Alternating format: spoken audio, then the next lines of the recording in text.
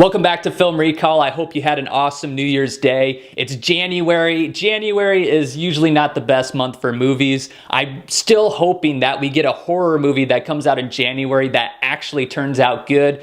Unfortunately, Escape Room is not that movie, and it's too bad because it really did have potential. Six strangers are trapped in a series of high-tech rooms that are created by this corporation. They also have to use their wits to try to escape these rooms. This concept has definitely worked before in other movies like Saw 2 and an even better movie called Cube. I love those movies. I love stories that are contained in one small area and people have to figure out why they're there and how to get out. I think it's a great idea for a movie that sets itself up for a huge mystery. There was definitely potential here, and that's the most frustrating part, is that the movie had potential, but they tried to overcomplicate it, and that's the movie's biggest crime. You can't overcomplicate a story like this. And the biggest compliment that I can give Escape Room is that the rooms themselves, the main selling point of the movie, do look cool. So it does have that going for it. You can tell with the puzzle solving, the layout of the rooms, that's where most of the movie's time went into, and it shows because of that. The story around it, though, is so weak that it's hard to care about the rooms or the people in them. There's a few good actors brought on board, Deborah Ann Wool, most notably from True Blood, and Logan Miller, who I really liked in Before I Fall, but they aren't given enough to shine here. I think a lot of that has to do with the script and the writing. These are cookie cutter characters and they don't have enough to base their performances on. There's a lot of technology behind the rooms. I thought they, as far as this kind of a concept can go, it was fairly realistic, it was believable, but just the fact that you pretty much know who's doing it, or at least you have an idea,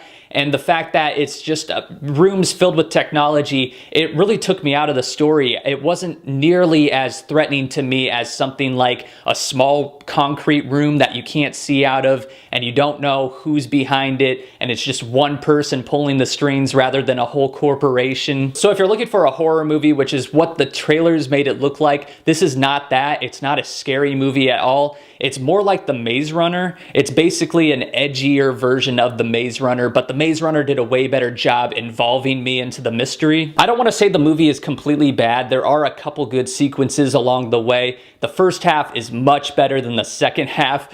The second half, around the halfway point, really just takes a dive, and the ending twist jumps the shark. That's where the movie really lost me. They set it up for more sequels in the future, not just a trilogy, but an entire franchise. I think now that Saw is winding down, Escape Room is trying to just slip in the cracks and be the replacement of Saw. If this makes enough money, I'm sure that they're gonna start releasing these movies around October as the new Saw series, but it's PG-13 and I don't think anyone wants a PG-13 version of Saw. It's the definition of a January horror movie. Movies released in January just have a bad reputation, and this adds to it, unfortunately. Even though Escape Room is not a good movie, I would still take this over the usual supernatural horror movies we get, like The Bye-Bye Man. I would take this over that, but I'm still gonna give Escape Room a 3 out of 10. Everything besides the design of the rooms is a misfire, and I don't think the coolness of the rooms is enough. But let me know in the comments below what horror movie you're most looking forward to in 2019. Thanks for watching, and if you're new to the channel, you can subscribe for more movie reviews every week.